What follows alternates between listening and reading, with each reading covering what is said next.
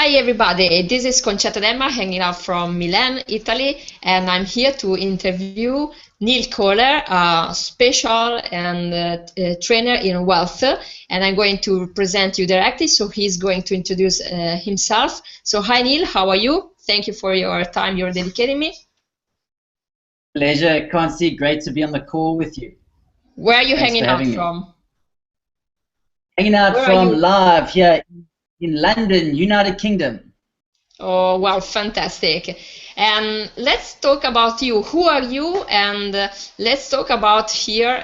I'm the founder, of Unconventional Hotels, this new project that is going to help hoteliers and hospitality industry to welcome in the best way those people I call unconventional guests, simply people with special food needs. And you are one of this, I know, a special guest in this case. So let's talk about your experience with hotels and tell us about yourself a little bit first. Thanks, Concy. Well, firstly, we're all special, but I think in today's world we've got to really remind ourselves of that, and act appropriately. So, yeah, Concy, as I've mentioned to you before, I'm all about improving the quality of people's life experience. I did that professionally for 13 years as a personal trainer, and more recently, I've been compelled to speak and teach and facilitate group programs that center around this health and wellness industry, more specifically to movement and mindfulness as a way to help people kind of get more connected with themselves and discover their true selves, so to speak. And it wasn't always this way. I actually came to this understanding, as you know, through some difficult times. I hit a real low point in my life and became quite disillusioned with everything that I was aiming for because it wasn't making sense. Nothing that was expected to be giving me the success and the health benefits to others that I was working with was actually really working as far as I had been trained. And when I was able to realize this and take a step back, I had a real an awakening moment. And this was that it was a time when I was able to see beyond the conditioning and that I'd had through my past and also currently what we have in society today. And actually I'm very compelled still to say, very passionate to be able to guide people towards better health and better well-being and ultimately better happiness. And that kind of, I guess, ties in with why we're here speaking today, I guess, because in hotels or places where there's accommodation, it's a very personal experience, or I believe it should be anyway, when you're dealing with where people sleep and what people eat. So I have a real keen interest in the work that you do as well, and I hope that this interview will shed a bit of light from my experience as we delve into it. Yeah, so let's talk about what is for you a good experience in a hotel in order to satisfy your food necessity, even though you have no intolerance, really? Is it correct? Yeah, that's right. I don't have any food allergies or food intolerances, but I take particular care in how foods make me feel. I teach this to others. When we talk about food intolerances or metabolic typing, as it's known as well, what foods serve you best? Generally, the simple truth is eat something and see how you feel afterwards. And if your energy is low or you feel irritable or you're lacking in concentration, for example, or tired, then it's a sign that actually your body is not really responding well to your foods, but yet people just ignore these and put it down to your digestion, your metabolism working. And that's just sadly not very accurate. And so the underlying philosophy of what I really look for is anyone who serves food, whether it's in hotels or in the home, okay, if they care about their health and they care about their well-being, then they're going to care about how they prepare their foods, because it's more of a passion, it's a love. And when you love something and you love the benefits that it gives you, you kind of get involved. You want to handle the food, you want good quality food, and you want food that gives you the best result, i.e. makes you feel good. And so for me, what I guess the context of all of this for me, I guess, would start off by saying is how much care do these hotels take in their food, and I guess what is their philosophy behind why do they do it? Yeah. So, in your opinion, Neil, what do good hotels do to help you understand their breakfast buffet or menu, for example, with your experience? Okay, good hotels. So in my experience of seeing bad hotels, it's helped me to then identify the good hotels, and that's always helpful. So in my experience with good hotels, those that I've kind of migrated towards, they're the ones that obviously advertise. They advertise it well. If they care about their food, they're going to want to tell you about it. It's an energy. It's always about energy, and so whether it's on the menus, whether it's on the website, or whether it's in the way that they tell you about the breakfast. Instead of just saying, "Hey, we have a breakfast," they're actually proud of it, and I love seeing that. And I've seen that in some hotels that are chains, but to be honest with you, in my experience, I've only seen that in smaller, private, family-run hotels, and kind of similar privately run kind of accommodations where they understand this and they really tell you about it. It's almost like um, a feature of the whole package. So they're coming to stay, and the food is something they're really proud of, and so they'll tell you quite openly, and they'll make it very visible. Yeah, so normally, let's talk about the hotel staff.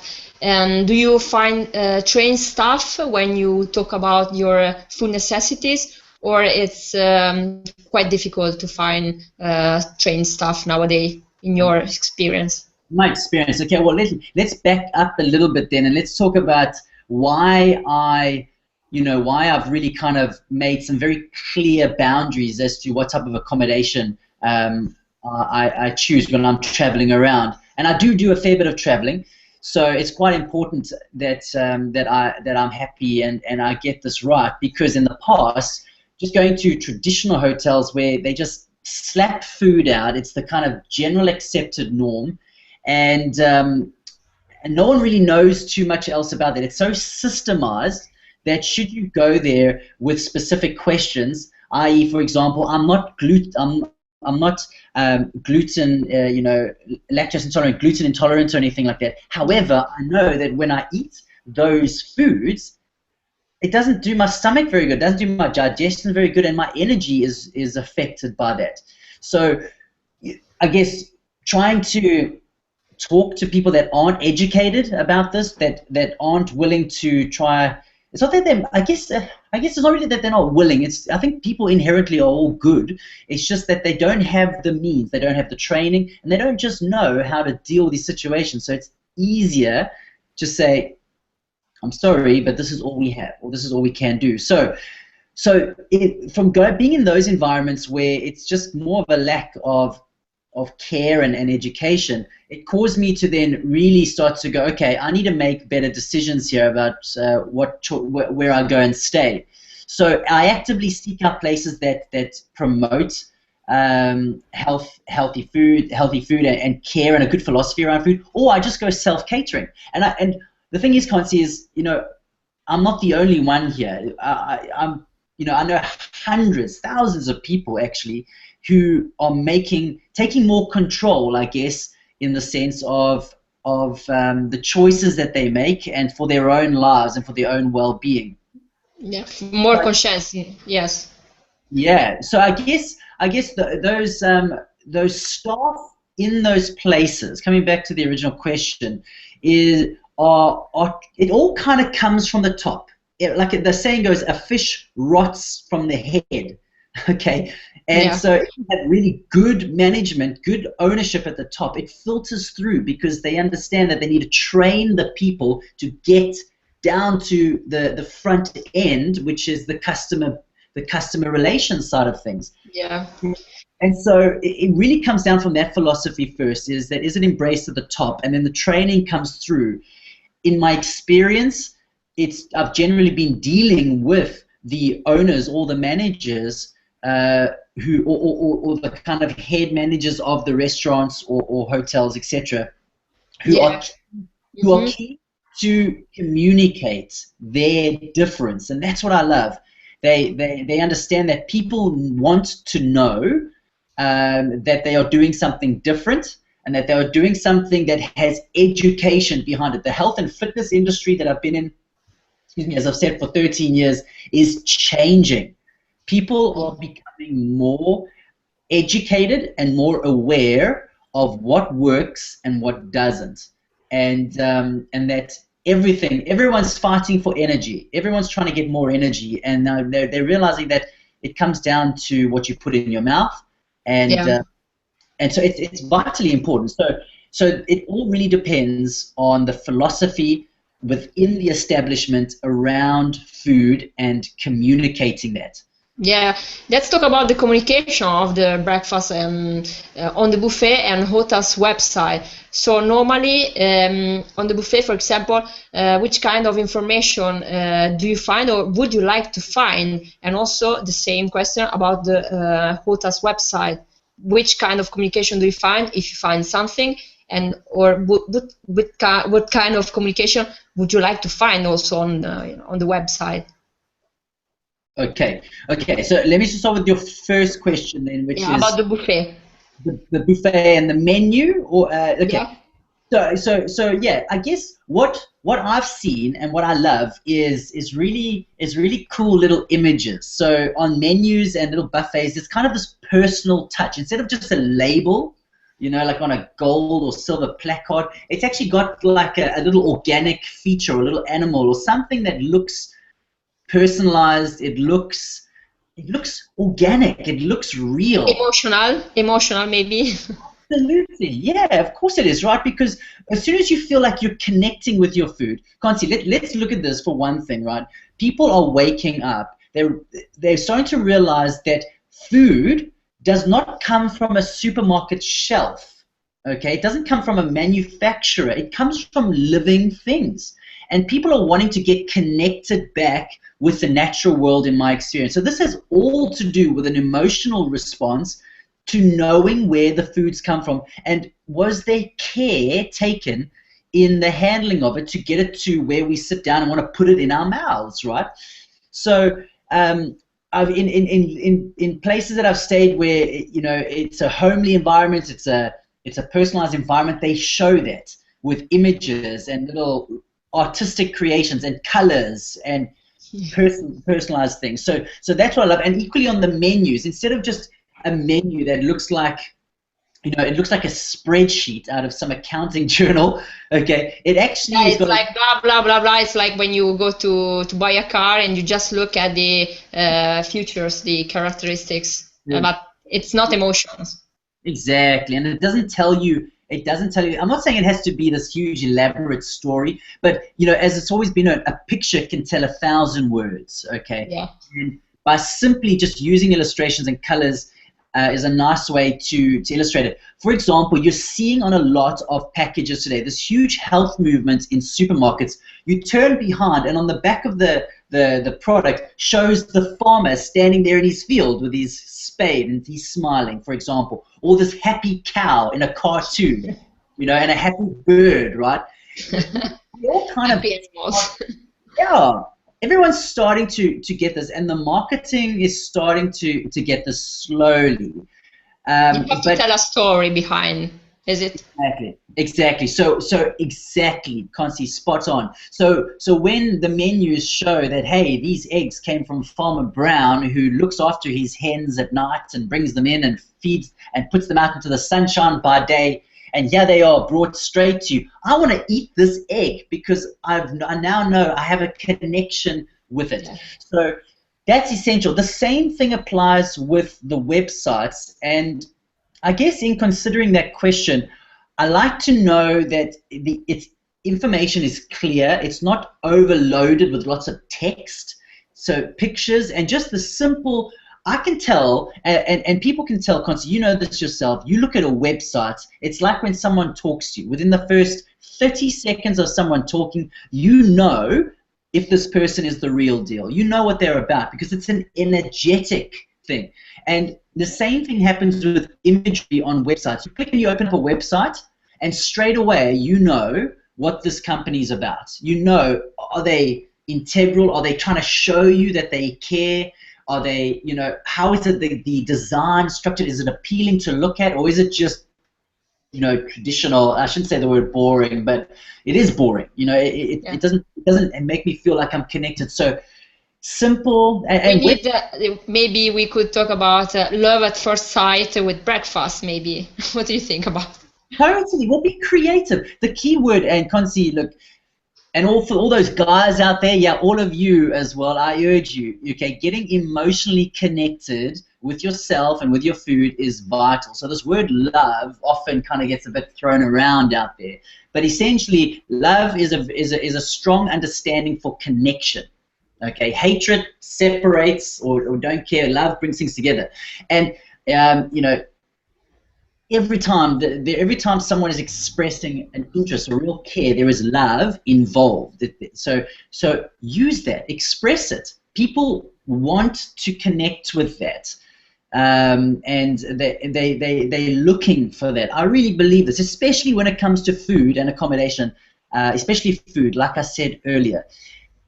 So be creative, absolutely. It's an awesome idea. I would also go so far as to say as wherever the websites are, little icons. You know, I've seen on some websites where you can click on them and they tell you the story. The story pops up or something like that. So it's fun and it's interactive. Tells engagement. You engage. Yeah. But the question is it's not some. In my opinion, Conci, you know, this is from my experience. It's not that it's trying to be clever or convincing.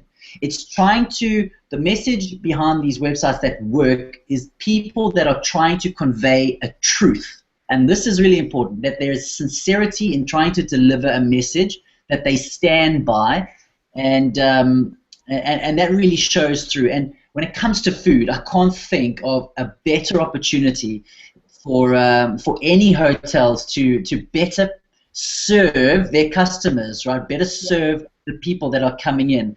And look, like I said, I don't have the special needs, but I do have the special needs, because I'm not willing just to go and you know, put anything down my mouth anymore. I'd rather pay a little more money and go somewhere where I know that I'm benefiting my number one asset.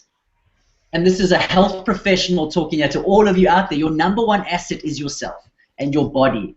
And if you're going to spend money, cheapest, spend money on looking after yourself. So it makes sense that, you know, you choose hotels that. So I'm going to thank you, Neil. I'm going to ask you the last question. What are you going to say or to tell to those hoteliers or F&B managers that think or are convinced about this kind of food, to have this kind of food on their breakfast or for their restaurant? It's a cost. They have to deal with the stockage, you know, this kind of products are maybe dire, so they're scared to throw away this kind of food, and also they're worried because other people that with no intolerance, they are going to take and to eat this kind of food, so it's more cost for them. So what do you think? What are you going to suggest to tell this kind of hoteliers? They are still convinced it's just a cost and they cannot deal with them. Okay, so Conci, well, I need to ask to try and get a little bit of understanding on the question. So, what would you think that I would say to hoteliers who have a course of what exactly? A course of food? What did you mean by course? A cost. Sorry, it's more expensive for them. Cost. Okay. Well, look. They have the focus just on this kind of products. They are more expensive, and we have the problem with suppliers. They are not going to give us the right product or products for hoteliers specific, and we have no demand. So this kind of problems they are dealing with, and their focus is on it. They are just expensive. Yeah. Okay. Well, Conci, I'm not really qualified to be telling any hotel managers what they should be doing really when it comes to their costing and their management. If I'm honest, as a customer who comes into hotels, I'll talk from that perspective.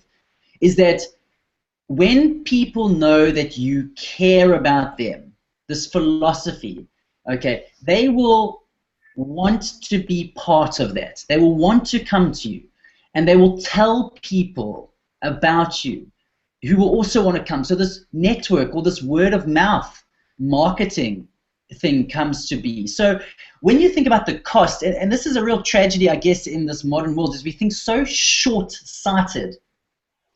So much about the initial cost of balancing and so on, but what about thinking a little bit more with a philosophy to find a better balance that can serve people and educate people perhaps as well?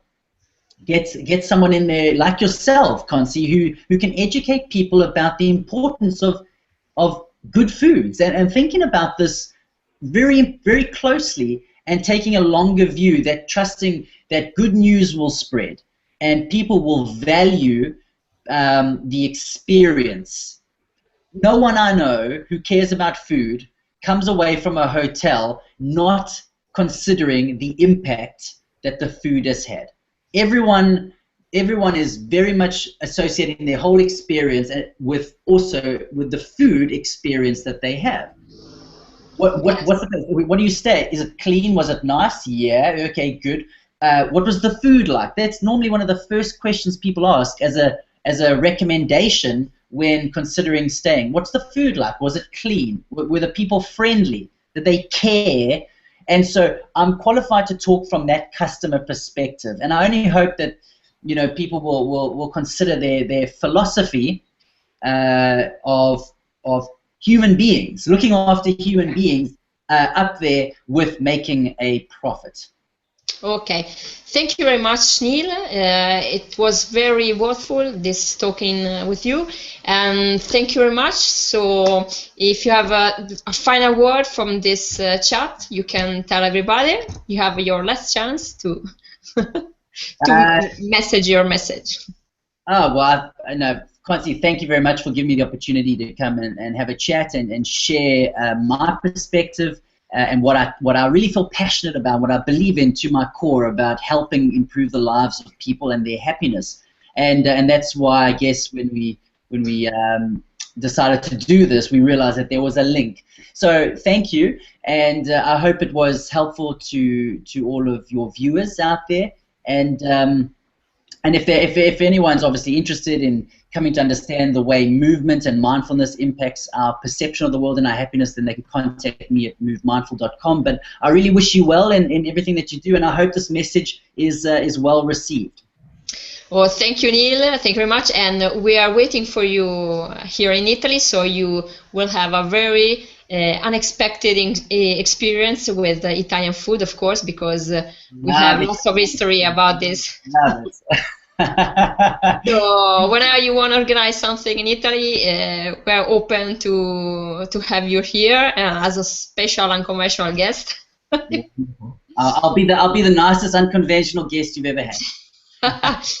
So perfect. So you're from London. You know, in Italy we are very good with food. So you have to experience also our food to know better everything, and so to take your energy at a higher level. So.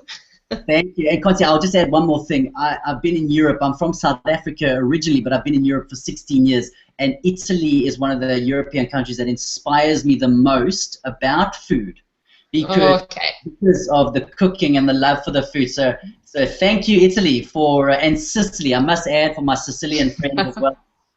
Thank you for educating me about good food and the love of good food.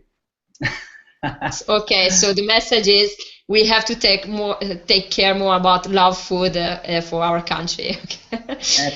In order to welcome in the best way unconventional guests too. Okay. Thank you very much, Neil, and see you soon. We're going to talk soon, and have an unconventional day. Thank you very much, Bye. Bye, Neil. Thank you. Bye. Bye.